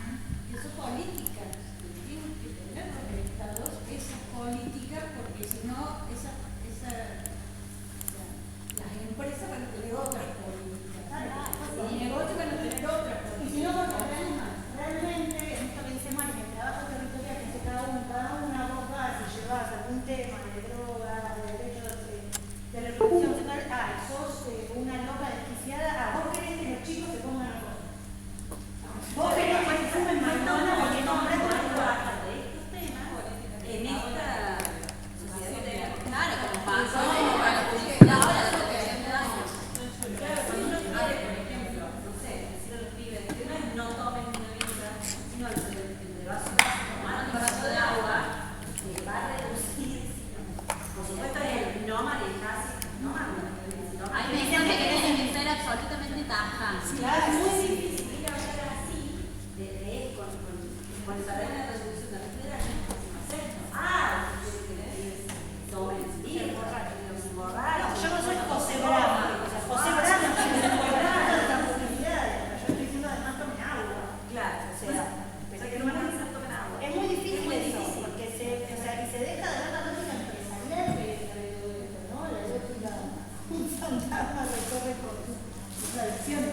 eso es tremendo. Cuando uno intenta hacer estas conversaciones en lugares de trabajo, enseguida a uno se estigmatiza como porque vos sos una correa, y porque vos sos una vos sos más certeza, querés que todos los chicos puedan sentirse bueno. ¿Por qué te dijeron abortera?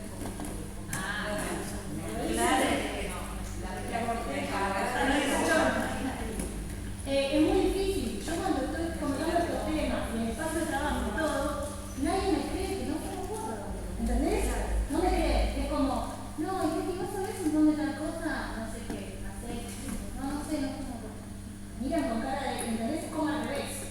No puede ser. Estigmatizar para todo. Claro, te miran como un bicho. No entiendo. Es como que te miran. Claro, a mí en general no me importa. Pero otra gente, o sea, creo que puede imputar. Pero siempre traté de encontrar alianzas, digo, que no me asuste, que no me venga a increpar un patrón y una matrona, ni nadie que esté en un espacio de trabajo por arriba, porque siempre es por arriba, porque siempre son estructuras de poder, pero siempre intenté encontrar a alguien que engancharme, o sea, como que háganse fan, pero yo les ayudar. Esto es el consumo, ¿no? Como no se puede solas, no podemos solas y solos contra todos los fantasmas, contra todo lo que pasa en los espacios de trabajo, no se puede solas. Hay que pedir ayuda cuando me siento amenazada en mi trabajo, cuando siento que no puedo con un tema, como ya lo dije la otra vez. Si yo no puedo llevar el debate de algo entre mis alumnos y alumnas, porque tengo determinada postura, sea por esa postura, entonces no puedo llevar adelante, no puedo pedir ayuda, un compañero, una compañera. Si tengo una situación, estoy detectando un padecimiento mental de algún chico, yo trabajo en un territorio, pido ayuda, se llama semana de salud mental, ¿qué tengo que hacer? Bueno, pedir ayuda, contactarme. Solo digo esto de la prevención y de que se quedó antes y ya. Digo, los locos que tenemos, locas, no nacieron de un repollo a los 40 años. Fueron niños, fueron adolescentes, pero son adultos. Nos vemos a los adultos, los locos ahí. Pero digo, en lo preventivo de salud mental, la prevención de salud mental, es el vínculo infanto, digamos, el vínculo con padres, el vínculo con cuidadores, con mamá, papá, tíos. Y nada, también por ejemplo, ¿no? En esto de elegir, el desarrollar un comportamiento autónomo, que es de lo que iba a hablar después, pero no llega, después que la Leti les transmite un poco. ¿Cómo es? ¿Cómo? Volvemos. Me gusta la presión. Como esto también desde la infancia se puede trabajar la prevención para el uso de sustancias, ¿no? Mi hija tiene 8 años y yo le digo, elegí qué querés, ¿no? Y no sé, y bueno, ¿qué querés, no? Algo tan simple como el que puedan desarrollar esta capacidad de encontrarse con, bueno, cuáles son sus deseos, qué consecuencias puede tener que elija esto, qué consecuencias esto. Entonces, fortalecer la autonomía se puede hacer desde la niñez. Es que debe hacer, es nuestra responsabilidad de adultas hacerlo, digamos, para sujetos sanos. Claro, y pensando en todo, ¿no? También me enfrento a un chabón que me está acosando y poner un límite claro y de manera asertiva, creciendo con mi cuerpo, con mi voz y diciéndole no. Y si necesito gritar y pedirle ayuda a otra piba, hacerlo también, ¿no? Sí. Esto tiene que ver con también desarrollar el autoestima, porque las mujeres, por culpa de este entramado social, cultural, patriarcal, bueno, somos inseguras en un montón de aspectos y tenemos que animar a hablar, digamos, la autonomía progresiva en la niñez. Exacto. Eso, a que los pibes y las pibas, pibes acompañadas por adultos en los espacios de trabajo, sepan que ellos y ellas deciden, ellos y ellas tienen capacidad de decidir cómo acompañamos a que construyan esa decisión, lo que decía Mari, cómo acompañamos a que vean que hay opciones en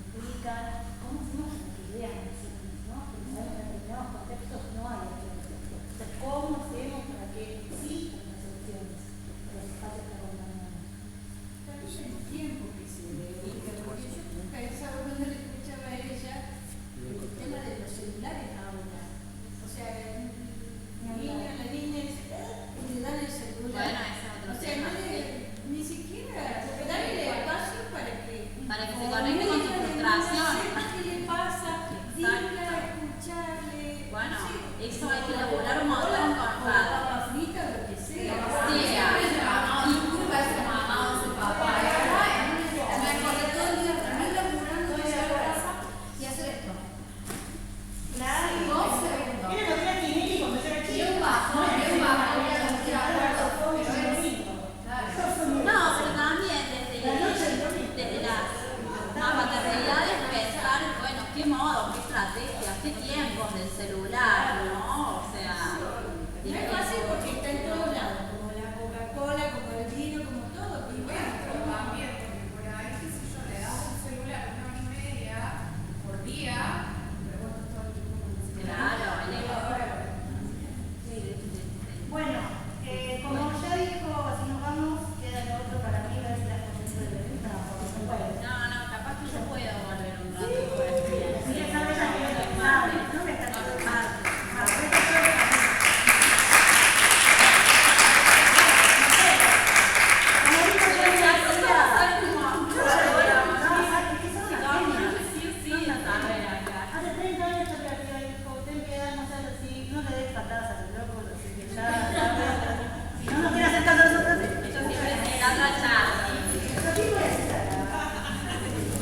Aristóteles.